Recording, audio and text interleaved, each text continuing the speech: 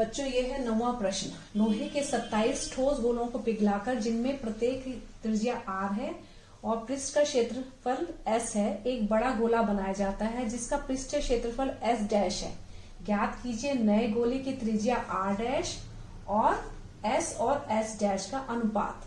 मतलब आपको छोटे छोटे गोले दिए हुए, कितने 27 गोले हैं, छोटे छोटे छोटे बहुत सारे गोले हैं। कितने हैं ये 27 गोले हैं, छोटे गोले, जिसमें हर एक की त्रिज्या r है।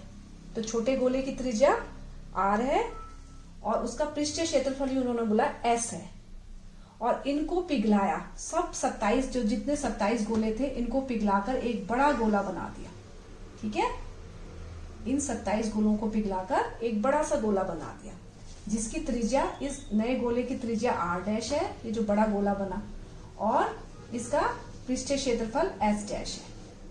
ठीक है, तो वो बोल रहे हैं जो नया बड़ा गोला, नया गोले की आपने त्रिज्या ज्ञात करनी है और जो उनका पृष्ठीय क्षेत्रफल है उनमें अनुपात ज्ञात करना है। तो बच्चों पहले हम लिख लेते हैं कि जो प्रत्येक छोटा गोला था, जो छोटे छोटे गोले थे 27 है ना, उनकी त्रिज्या कितनी है। तो प्रत्येक, हम छोटा गोला बोल रहे हैं, छोटे गोले की त्रिज्या उन्होंने कितनी दी थी, r दी, ये r दी छोटे गोले की त्रिज्या, और प्रत्येक छोटे गोले का पृष्ठीय क्षेत्रफल भी दिया हुआ, का पृष्ठीय क्षेत्रफल दिया हुआ s। ठीक है, ऐसी जो सारे गोले हैं, छोटे गोलों को पिघलाकर जो बड़ा गोला बनाया है, बड़े गोले की उनको मिला के तो एक बड़ा गोला बनाया ना। तो बड़े गोले की त्रिज्या उन्होंने दी हुई r डैश, ये बड़े गोले की त्रिज्या r डैश हमने निकालनी है, तो r डैश है। और बड़े गोले का पृष्ठीय क्षेत्रफल हम कितना है, s डैश है। तो बड़े गोले का पृष्ठीय क्षेत्रफल कितना है, s डैश। ये हमने लिख लिया। अब हमने r डैश निकालना है, तो अब देखो वो क्या किया हमने, जो 27 छोटे छोटे गोले थे उनको पिघला दिया, पिघला के उन्होंने एक बड़ा सा गोला बना दिया। तो जो छोटे गोले का आयतन होगा वो बड़े गोले के आयतन के बराबर होगा कि नहीं होगा, क्योंकि 27 गोलों को पिघला कर ही तो वो बड़ा बना है, तो दोनों का आयतन बराबर होगा। तो जो बड़े गोले का आयतन होगा, जो एक बड़ा गोला बना, एक बड़े गोले का आयतन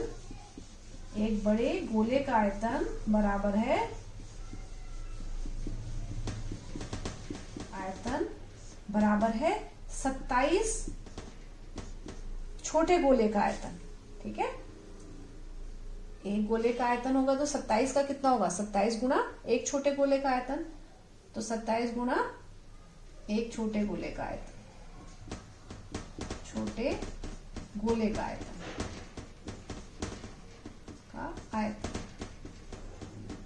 ठीक है, ये हटा दो का आयतन। ठीक है, क्योंकि एक बड़ा गोला है जो 27 छोटे छोटे गोले से मिलकर बना है, 27 छोटे गोलों से, तो एक गोले का आयतन जो होगा तो 27 का कितना होगा, 27 से गुणा कर देंगे। तो एक बड़े गोले का आयतन कितना होगा, सूत्र लगाएंगे 4/3 पाई r क्यूब होता है, लेकिन यहाँ r डैश लिखेंगे क्योंकि बड़े गोले की त्रिज्या r डैश है, तो r डैश क्यूब हो जाएगा, बराबर है 27 गुणा छोटे गोले का आयतन कितना होगा, 4/3 पाई r क्यूब, क्योंकि हमने यहाँ पर r माना है तो r लिखेंगे, यहाँ पर r डैश माना था तो r डैश लिखा। अब देखो 4/3 से 4/3 कट गया, इस पाई से ये पाई कट गया, तो हमारे पास बचा r डैश क्यूब बराबर है 27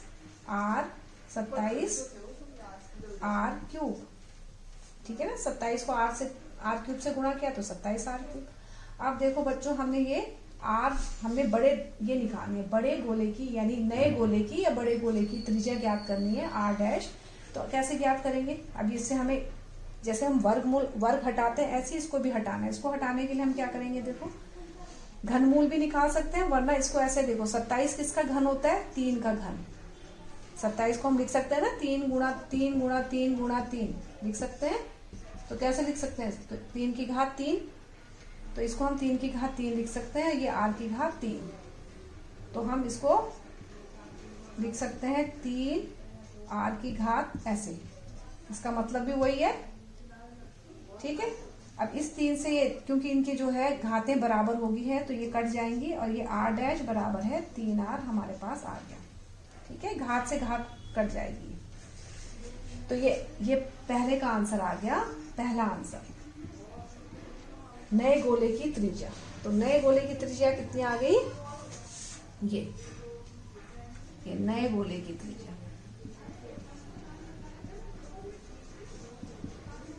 नए गोले की त्रिज्या बराबर है r डैश बराबर है 3r, ये आंसर।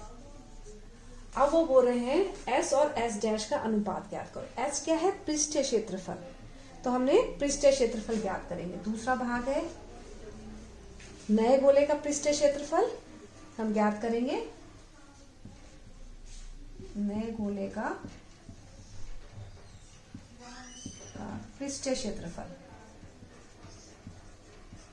क्या हो जाएगा, पृष्ठीय क्षेत्रफल का सूत्र, पृष्ठीय क्षेत्रफल है s डैश, नया गोला क्या है s डैश, तो s डैश किसके बराबर हो जाएगा, 4 पाई r स्क्वायर होता है, लेकिन यहाँ पर क्या है r डैश है तो हम r डैश लिख देंगे, 4 पाई और r डैश की जगह r कितना आया, 3r स्क्वायर आ जाएगा। यह आ जाएगा हमारा 4 पाई 3 का स्क्वायर 9 गुणा r स्क्वायर,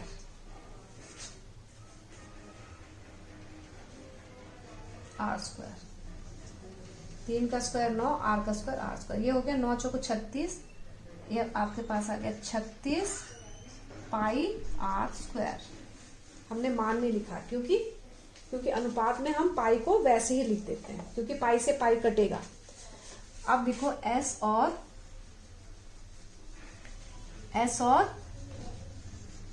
इसमें s और s डैश में डैश का अनुपात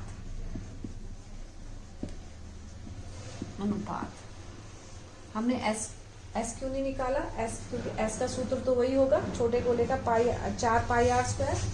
अनुपात का मतलब होता है s अपॉन s डैश, तो यह जाएगा, पहले छोटे गोले का जाएगा 4 पाई r स्क्वायर बटे ये 36 पाई r स्क्वायर। देखो r स्क्वायर से r स्क्वायर कट गया, पाई से पाई कट गया, 4 एकम 4, 4 नमे 36, यानी 1/9। तो इसका अनुपात आ गया s अनुपात अतः s अनुपात s डैश बराबर है 1/9, ये आंसर।